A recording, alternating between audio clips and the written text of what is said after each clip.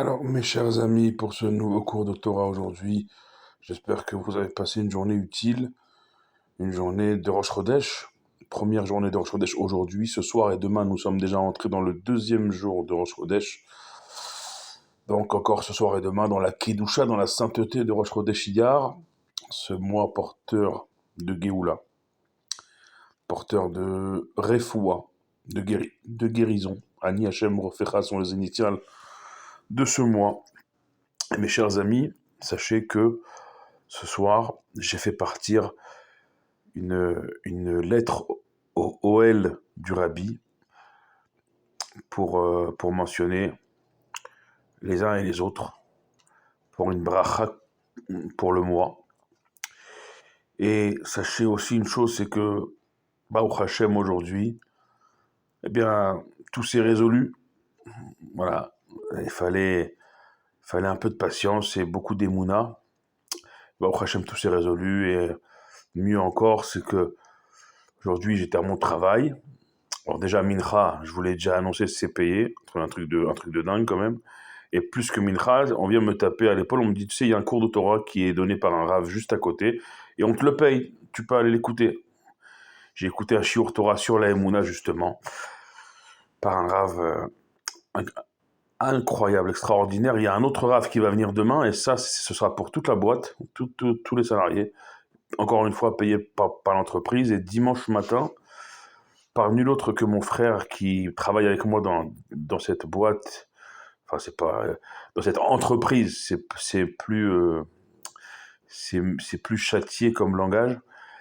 Eh bien, il va nous guider dimanche matin, mon frère, parce qu'à côté de son travail dans cette entreprise, il est également guide touristique en Israël, et il va nous faire un parcours au Har Herzl, au mont Herzl dimanche matin, puisque dimanche soir, ce sera Yom HaZikaron, le jour souvenir des soldats et des victimes du terrorisme tombés depuis la création d'Israël jusqu'à nos jours. Il va nous faire dimanche matin, on a rendez-vous avec toute l'entreprise et guidé par mon frère. Au Har Herzl, au mont Herzl, où sont enterrés les plus illustres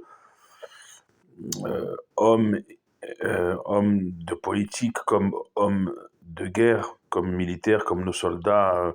Bien sûr qu'il y a tous les cimetières militaires dans tout le pays seront fleuris, comme le veut la tradition. Donc dimanche soir, Yom HaZikaron, lundi, Yom HaZikaron, lundi soir et mardi, on en parlera la semaine prochaine, Yom HaAtzmaut.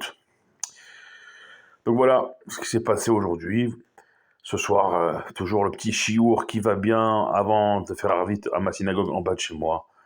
Et on apprend la grandeur de la Torah avec les élèves ce soir de Rabban Yochanan ben Zakkai, qui était le dernier maître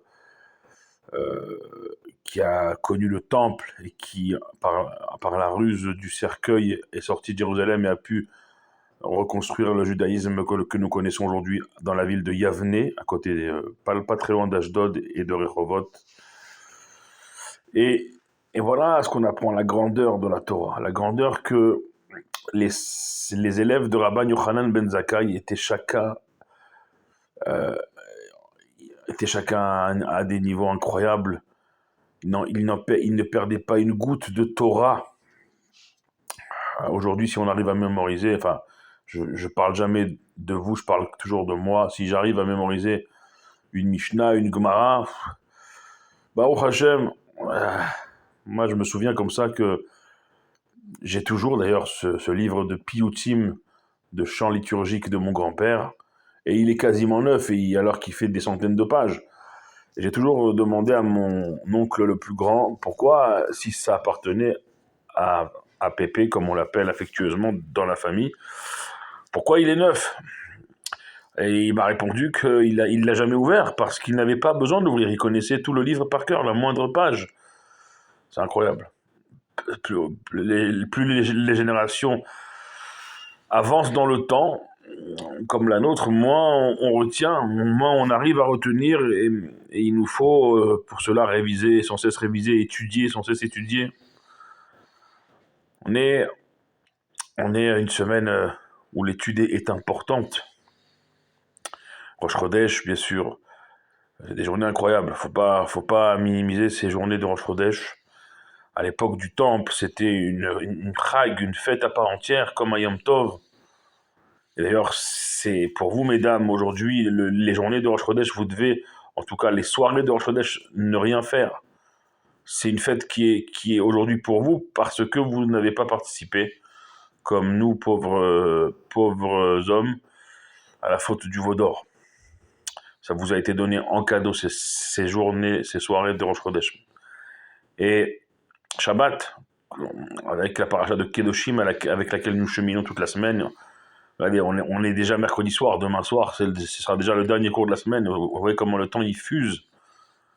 Mais c'est important d'être Léodot Bachem. Remercie Dieu.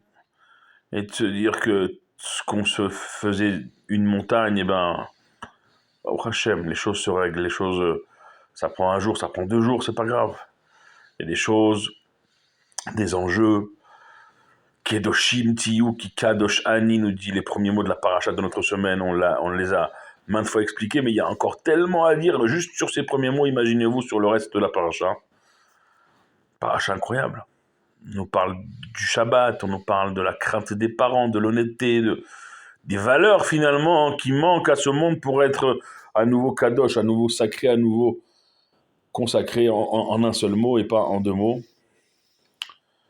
Parce qu'on des fois on se pense sacré, en fait on est les lettres avant, si vous voyez ce que je veux dire.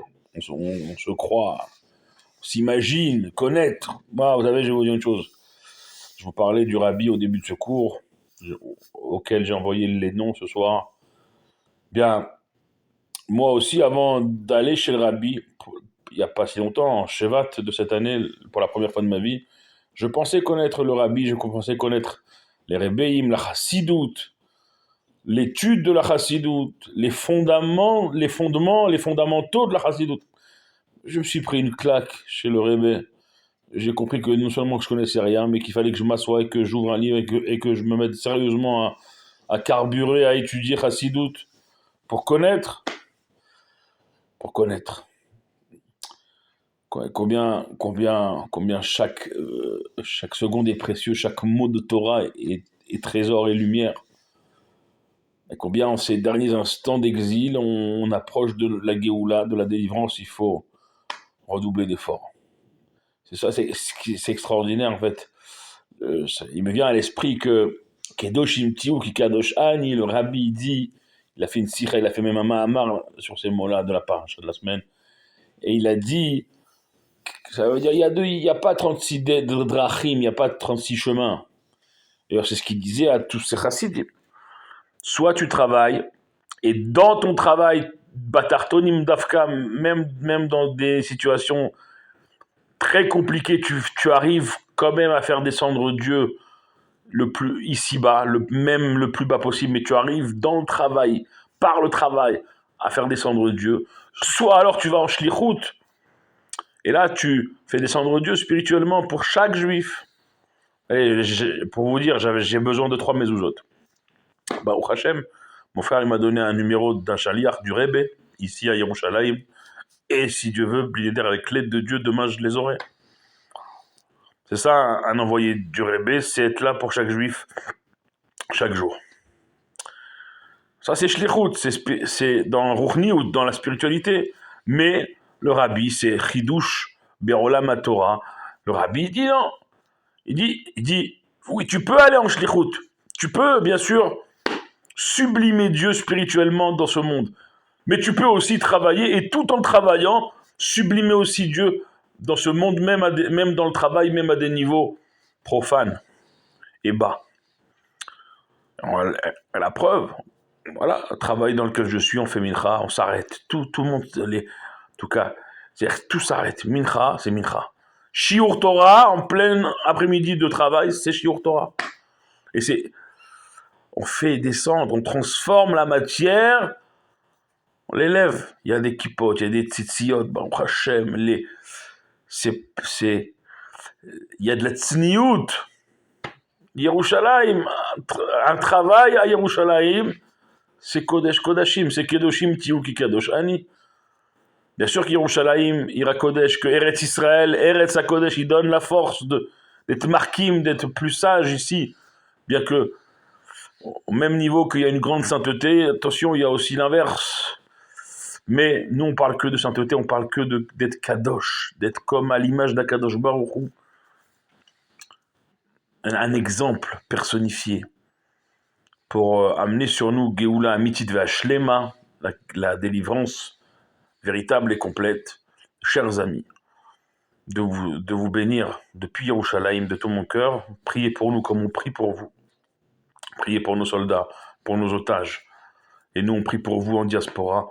Ensemble, on est toujours plus fort. Baruch Adonai Leolam. Amen ve Amen. Et Rosh Chodesh Tov encore pour ce soir et demain. Rosh Chodesh Mevorach.